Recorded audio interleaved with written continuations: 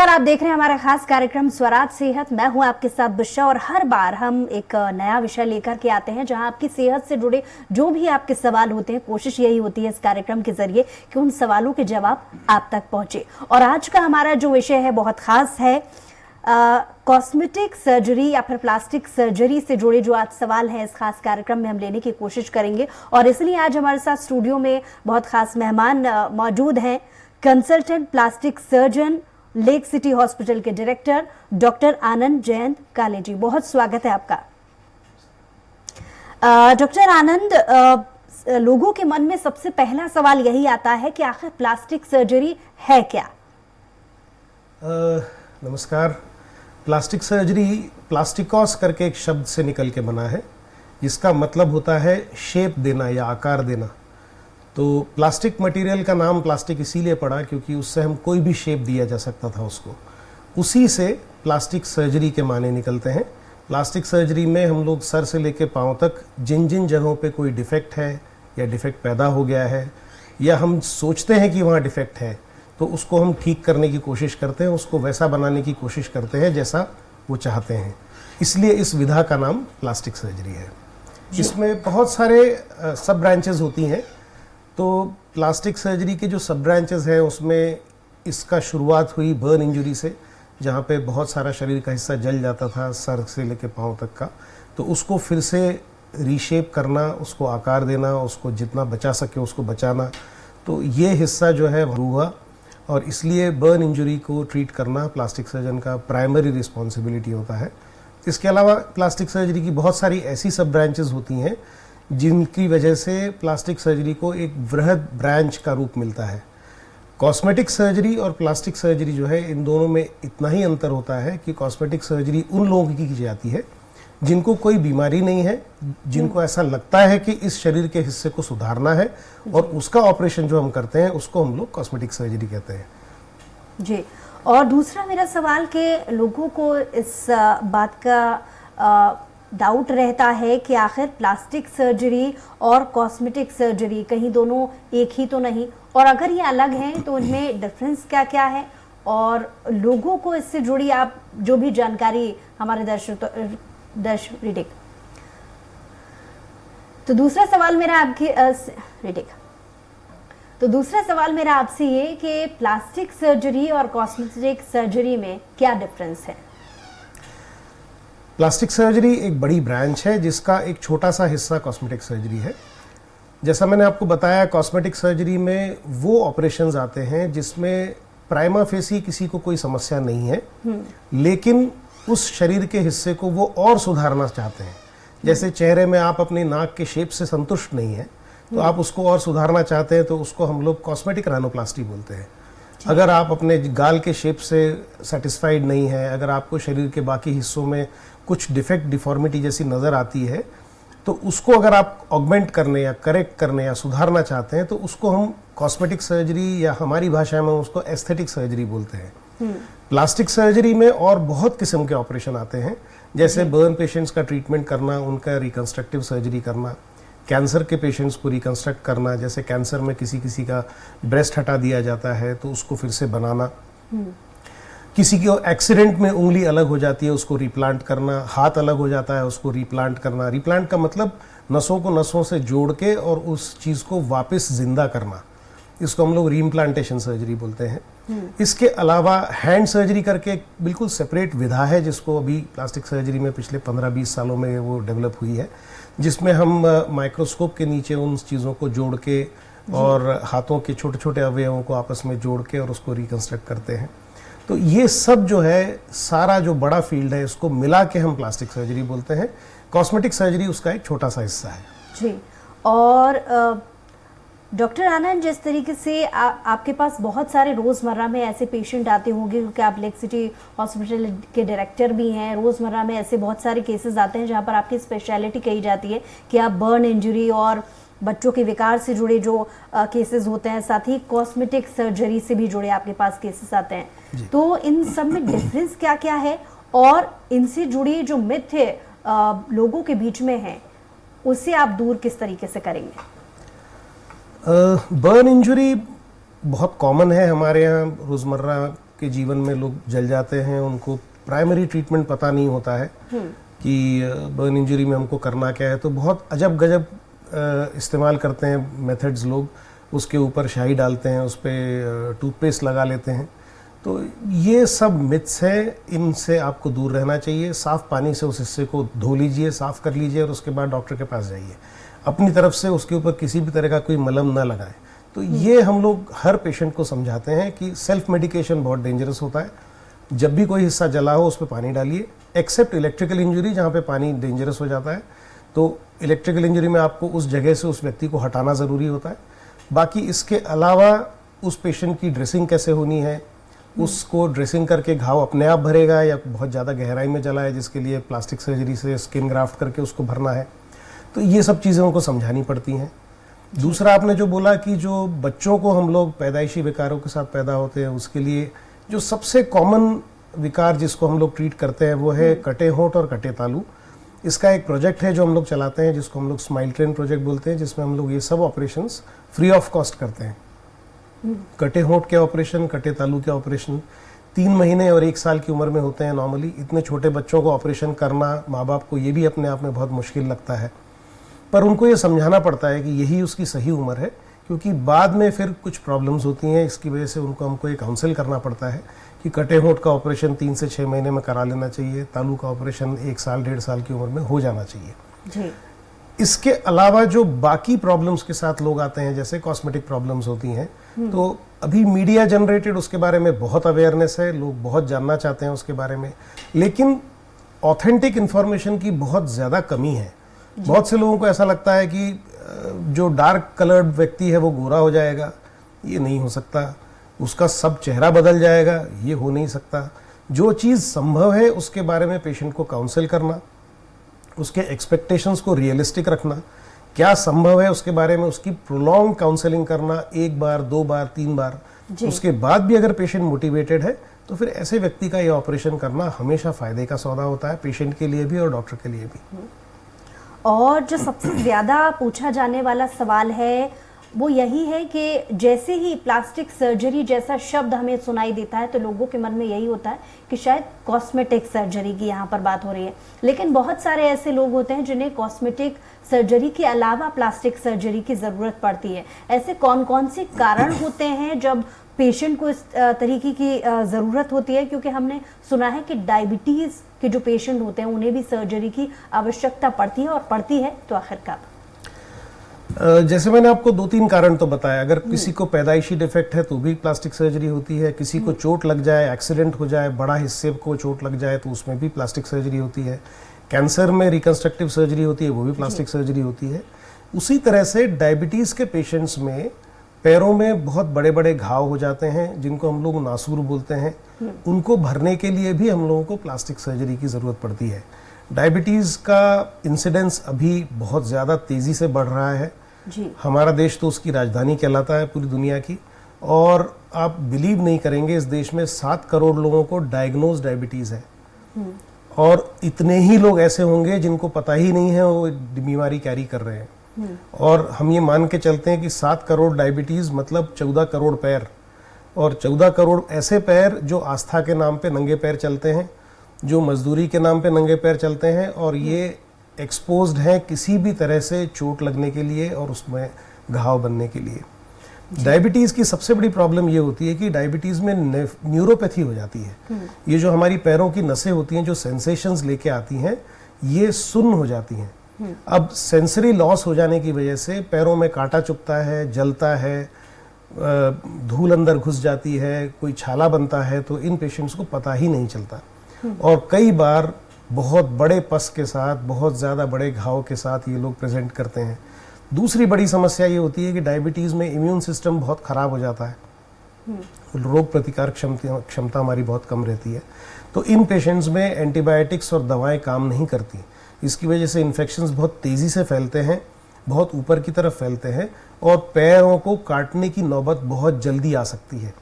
इसकी वजह से डायबिटीज़ के पैरों के घावों को बहुत विशेष ध्यान देने की ज़रूरत होती है। डायबिटीज़ में जो दूसरी समस्या होती है वो ये होती है कि जो पैरों को खून की नसें ब्लड सप्लाई कर रही हैं वो भी कई बार उनमें क्लॉट्स जमा हो जाते हैं या फिर उनकी ब्लड सप्लाई जो है वो नीचे की तरफ अवरोधित हो जाती है। इसकी वजह से सेंसरी लॉस, ब्लड सप्लाई की प्रॉब्लम और पैरों को इम्यून सिस्टम डाउन होने की वजह से सीवियर इन्फेक्शन, इसकी वजह से 7 लाख पैर हमारे देश में हर साल कट जाते हैं। सिर्फ डायबिटीज़ में 7 लाख पैरों के घुटने के नीचे से एम्पुटेशंस होते हैं। हम सोच भी नहीं सकते कि ये कितनी बड़ी समस्या है और कितने लोग इससे जूझ रहे हैं। जी, और जो सबसे ज़्यादा पूछे जाने वाला सवाल है वो ये भी है कि नॉन हीलिंग बोन्स से प्लास्टिक सर्जरी का क्या संबंध है? नॉन हीलिंग वुंड्स जो है वो न भरने वाले घाव जिनके अलग अलग कारण होते हैं, उन कारणों को जानना ज़रूरी है। पहले तो मैं इस चीज़ को बताना चाहता हूँ कि हमारे लोगों में एक धारणा होती है कि हर घाव के लिए एक मलम होती है जिसको लगाने से सारे घाव ठीक हो जाते हैं। तो पहले तो इस चीज़ को अपने दिमाग से निकालना बहुत ज़रूरी है। घाव ये एक लक्षण होता है, ये बीमारी का नाम नहीं होता। वो घाव किस कारण से बना, उस बीमारी का नाम जानना बहुत ज़रूरी होता है। अगर हमें उस बीमारी का नाम ही नहीं पता चलेगा तो हम इलाज किसका करेंगे? घावों का इलाज नहीं किया जाता, घाव पैदा करने वाली बीमारी का इलाज किया जाता है। अगर घाव पैदा करने वाला कारण डायबिटीज़ है तो डायबिटीज़ का इलाज करना होता है। अगर घाव पैदा करने का कारण वीनस रिटर्न की प्रॉब्लम है, जिसको हम लोग वेरिकोज वेन्स बोलते हैं, तो वेरिकोज वेन्स को ट्रीट करना होता है। तो जो वीनस अल्सर होता है उसका इलाज अलग होता है। अगर डायबिटीज़ का घाव है तो उसका इलाज अलग होता है। अगर ब्लड सप्लाई की समस्या की वजह से अगर गैंग्रीन हो रहा है और उसकी वजह से घाव बन रहा है तो उसका इलाज बिल्कुल अलग होता है। अगर किसी को बेड सोर हो गया है, किसी को पैराप्लीजिया है, किसी को पैरालिसिस है और उसकी वजह से पैरों में घाव बन रहा है, उसका इलाज बिल्कुल अलग होता है। किसी को गहरा जलने की वजह से घाव हुआ है तो उसका इलाज अलग होता है। तो घाव जो है वो एक लक्षण है, बीमारी का नाम जानना बहुत ज़रूरी है। जो लंबे समय तक घाव न भरें उनको हम लोग कॉमन लैंग्वेज में नासूर बोलते हैं जी। और जो नॉन हीलिंग वुंड्स या नासूर होते हैं उनका प्राइमरी ट्रीटमेंट करने की रिस्पॉन्सिबिलिटी प्लास्टिक सर्जन्स की होती है। उनका पहला काम ये होता है कि पहले तो वो ये जाने कि ये बीमारी क्यों हुई है, ये घाव क्यों नहीं भर रहा है।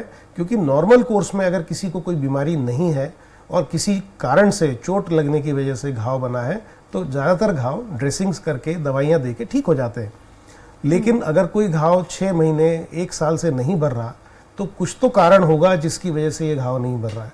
उस कारण को ढूंढना, उसके लिए ज़रूरी इन्वेस्टिगेशंस कराना और फिर प्रोटोकॉल के तहत उसका प्रॉपर ट्रीटमेंट करना, इसको हम कहते हैं नॉन हीलिंग वुंड्स का प्रॉपर मैनेजमेंट। डॉक्टर आनंद, जैसा कि कुछ देर पहले आपने जिक्र किया कि बच्चों के विकार से जुड़े जो केसेस होते हैं उसमें भी आवश्यकता पड़ती है कई बार प्लास्टिक सर्जरी की। ऐसे केसेस में लोगों को ये भी धारणा रहती है कि इतने छोटे बच्चों का क्या ट्रीटमेंट ठीक तरीके से हो पाएगा, और इतने छोटे बच्चे हैं तो क्या एक बार उनका बचपन में प्लास्टिक सर्जरी हो जाती है तो उसके बाद बड़े होने पर उन्हें किस तरीके की कोई परेशानी नहीं होगी। तो ऐसे जो तमाम मिथ हैं, क्वेरीज हैं हमारे दर्शकों की, वो आप किस तरीके से दूर करेंगे? अगर कोई बच्चा विकार के साथ पैदा होता है तो जो पेरेंट्स होते हैं बच्चे के, माता पिता दोनों को बिठा के और बहुत लंबी काउंसलिंग की ज़रूरत होती है। हर चीज़ का जो निराकरण है वो बातचीत के माध्यम से ही हो सकता है। जब तक हम बच्चे के माँ बाप के सवालों के जवाब नहीं देंगे तब तक फेथ जनरेट नहीं होती, और डॉक्टरी विधा फेथ के ऊपर निर्भर है। जब तक फेथ नहीं जनरेट होगा कोई भी ये समझ नहीं पाएगा कि बीमारी है क्या और इसका इलाज संभव भी है या नहीं है। तो जो पहला सवाल माता पिता पूछते हैं कि हमारे बच्चे को कोई जान का खतरा तो नहीं है, तो उनको ये बताना ज़रूरी होता है कि प्राइमरी डिजीज़ क्या है। उस बच्चे का सिर्फ होंठ कटा है या तालू कटा है या उंगलियां चिपकी हुई हैं या गर्दन एक तरफ टेढ़ी है या एक कान बना हुआ नहीं है, तो ये जान को खतरा पैदा करने वाली चीज़ नहीं है। इसमें ऑपरेशन करके और उस चीज़ को जितना यथासंभव बना सकते हैं हम बनाने की कोशिश करते हैं। और उनको ये बताना ज़रूरी होता है कि इसका टाइमिंग 3 महीने, 1 साल, 1.5 साल जो भी प्रोटोकॉल के तहत आता है वो समझाना होता है। तो उनका नेक्स्ट सवाल ये होता है कि इतने छोटे बच्चे को अगर हम बेहोशी देंगे तो उसकी रिस्क होगी। तो उनको हम बताते हैं कि चाहे बच्चा 1 महीने का हो, चाहे 1 साल का हो, चाहे 10 साल का हो, चाहे 60 साल का बुजुर्ग हो, एनेस्थीसिया की रिस्क लगभग बराबर होती है अगर कोई अंडरलाइंग और डिजीज़ नहीं हो। तो जब इन सब चीज़ों को विस्तार से माता पिता को समझाते हैं तो वो बहुत अच्छे से उसको समझ जाते हैं। मैंने अक्सर ये देखा है कि काउंसलिंग में अगर समय न दें तो प्रॉब्लम्स ज़्यादा होती हैं। काउंसलिंग इलाज का बहुत ज़रूरी हिस्सा होता है। जितना समय हम ऑपरेशन थिएटर में देते हैं उससे ज़्यादा समय अगर हम बच्चे के माता पिता को दें तो ज़्यादातर प्रॉब्लम्स सॉल्व हो जाती हैं। डॉक्टर आनंद, ये तो हमने समझा कि बच्चों से क्या संबंध है सर्जरी का, और किस तरीके से बच्चों को अगर सर्जरी की ज़रूरत पड़ती है तो किस तरीके से इलाज हो सकता है, लेकिन बुजुर्गों का सर्जरी से क्या संबंध है? ऐसे और कौन कौन सी बीमारियां हैं या ऐसे कौन कौन से कारण हैं जिसकी वजह से बुजुर्गों को सर्जरी की आवश्यकता पड़ती है? ओल्ड एज में प्लास्टिक सर्जरी का बहुत गहरा संबंध है। जैसे जैसे सर्वाइवल बढ़ता जा रहा है वैसे वैसे ओल्ड एज की प्रॉब्लम्स भी बढ़ती जा रही हैं। तो ओल्ड एज में जो सबसे कॉमन प्रॉब्लम होती है उसके बारे में तो मैंने विस्तार से चर्चा की है कि जिसको हम बोलते हैं डायबिटिक फुट वुंड्स। तो हमारे यहाँ 35, 40, 45 की उम्र से ही डायबिटीज़ आना शुरू हो जाता है और उसके साथ डायबिटीज़ के पैरों के घाव भी बहुत कॉमनली मिल जाते हैं। इसके अलावा हमारे यहाँ वेरिकोज वेन्स की समस्या भी जो है बढ़ती उम्र के साथ बहुत कॉमनली आ जाती है और उसकी वजह से भी घाव नहीं भरते। पैरों में ब्लड सप्लाई कम होना, इसके लिए एक बर्जर्स डिजीज करके एक बहुत कॉमन प्रॉब्लम है जो उन लोगों को हो जाती है जो बीड़ी पीते हैं, जो निकोटीन का सेवन करते हैं अलग अलग कारणों से, और उन लोगों को भी बर्जर्स डिजीज में उंगलियों का गैंग्रीन हो जाना बहुत कॉमनली होता है। इसका ट्रीटमेंट भी प्लास्टिक सर्जन्स के हाथ में होता है। ये सब 40+ एज ग्रुप में ये सब बीमारियां ऐड होती जाती हैं। जो नेक्स्ट सबसे बड़ा प्रॉब्लम हमारे देश में है वो है सेरिब्रोवैस्कुलर एक्सीडेंट्स, जिनको हम CVA बोलते हैं, जिसमें दिमाग के अंदर खून का थक्का जम जाता है या फिर दिमाग के अंदर खून की नस ब्लड सप्लाई नहीं कर पाती तो उस जगह पे इन्फार्क्ट हो जाता है। उसकी वजह से शरीर का आधा हिस्सा लकवाग्रस्त हो जाता है जिसको हम हेमिप्लीजिया बोलते हैं। तो हेमिप्लीजिया के मरीज में बेड सोर्स हो जाना, वो न चल पाने की वजह से अगर वो पैरों का नीचे का हिस्सा पैराप्लीजिया की वजह से पंगु हो गया है तो पैरों के हिस्सों में नासूर बन जाना, बेड सोर्स हो जाना, जैसे पीठ के पीछे के हिस्से में बेड सोर्स हो जाते हैं। तो बड़े बड़े घाव के साथ बहुत निगलेक्टेड पेशेंट्स भी हम लोगों के पास आते हैं जिनको 4-4, 6-6 बेड सोर्स होते हैं। और उन पेशेंट्स को बेसिकली मैंने फिर बताया काउंसलिंग से शुरू करना पड़ता है, क्योंकि उनका सवाल सिर्फ यही होता है कि इनको 4 से 6 घाव हो गए और हमें पता ही नहीं चला। उसका रीज़न ये है कि उन्हें ये बताया ही नहीं गया है कि बेड सोर्स होते कैसे हैं, उसको प्रिवेंट करने का तरीका क्या होता है। या दूसरा मेरा अनुभव ये कहता है कि हमारे यहाँ दवाई गोली खाना, इंजेक्शन खाना, ऑपरेशन करवाना, ये 3 चीज़ें तो लोग बहुत आसानी से सुन लेते हैं, लेकिन उसके साथ पेशेंट को मोबिलाइज करना, चलाना, फिजियोथेरेपी कराना, एक्सरसाइज कराना, डाइट कंट्रोल करना, मेडिटेशन करना, योग करना, इन सब चीज़ों पे जनरल अवेयरनेस इतनी पुअर है कि हम इसको इलाज का हिस्सा ही नहीं मानते। सिर्फ एक सवाल पूछते हैं, कोई परहेज तो नहीं है, क्योंकि मालूम है कि अगर डॉक्टर परहेज बताएगा तो उसको भी नहीं मानना है। अगर डायबिटीज़ के पेशेंट को ये कहा जाए कि उसको मीठा नहीं खाना है तो वो छुप के मीठा खाता है, लेकिन अगर हम कुछ सामने से परहेज नहीं बता रहे तो वो पूछते हैं कि हमें कुछ परहेज करना है क्या।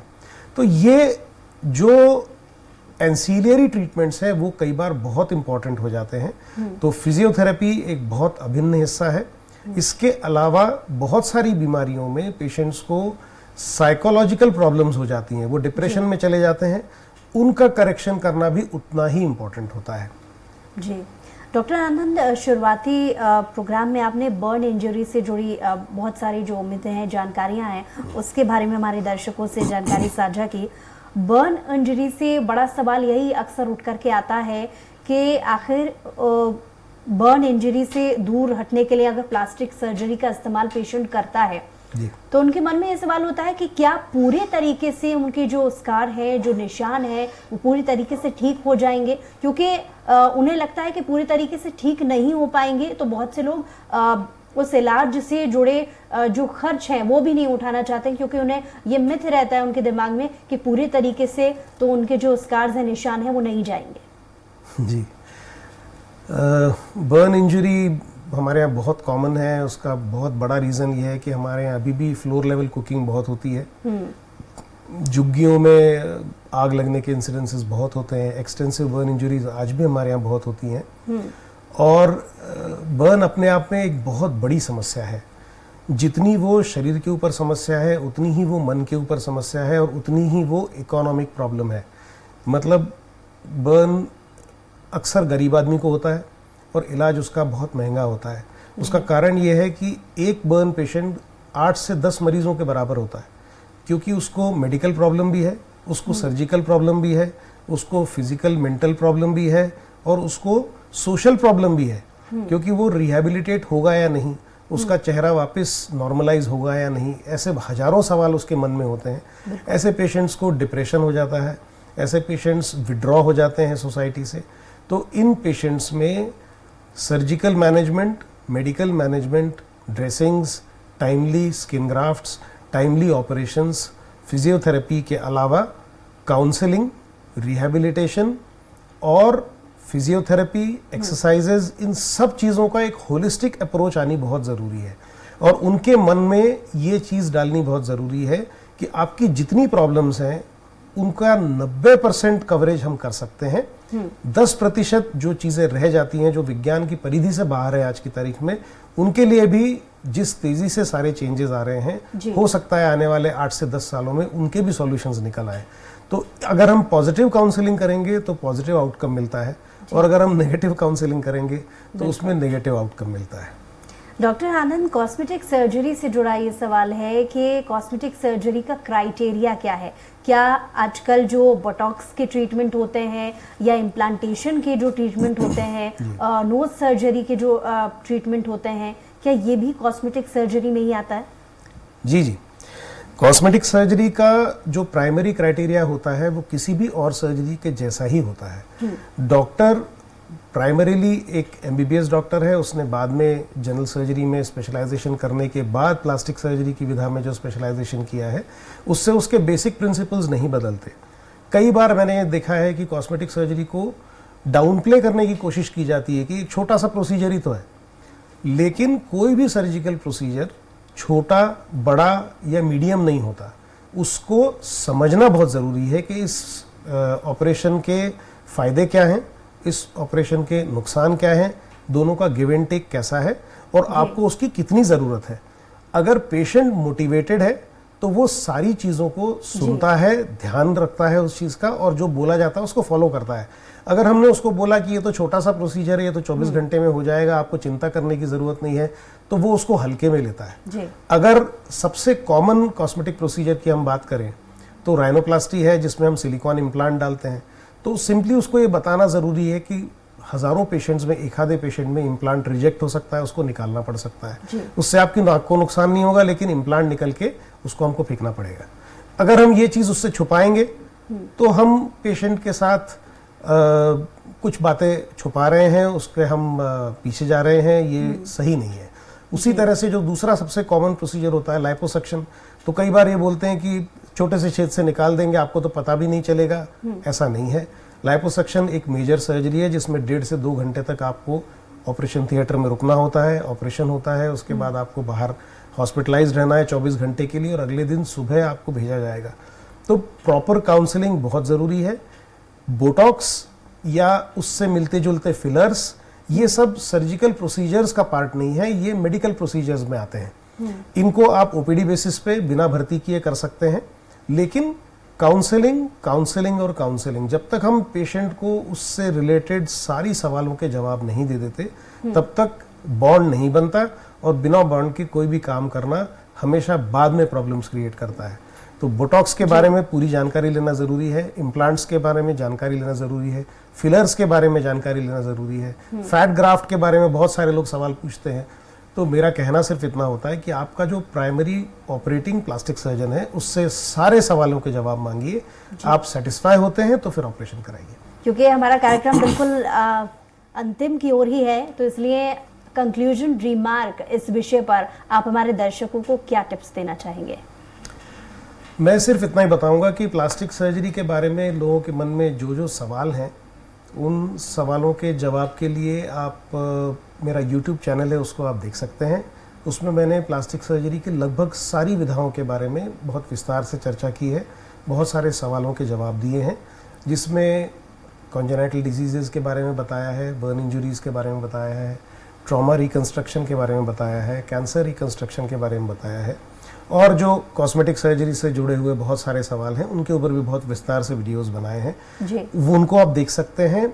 ऑथेंटिक साइंटिफिक अप्रोच वाले जो चैनल्स होते हैं उनको आपको फॉलो करना चाहिए। ऐसे व्यक्ति जो उस पर्टिकुलर विधा का हिस्सा हैं उनसे बात करके और इन्फॉर्मेशन लीजिए, और जो सोशल मीडिया पोस्ट्स हैं उनसे आप बहकावे में ना आए। जो प्राइमरी कंसल्टेंट है जो उस फील्ड में काम कर रहा है उससे सवाल जवाब करें। चलिए डॉक्टर आनंद, बहुत बहुत शुक्रिया हमारे खास कार्यक्रम में आने के लिए और इतनी ज़रूरी जानकारी हमारे दर्शकों तक साझा करने के लिए। बहरहाल आज की स्वराज सेहत में इतना ही। कुछ और खबरों के लिए देखते रहिए स्वराज एक्सप्रेस।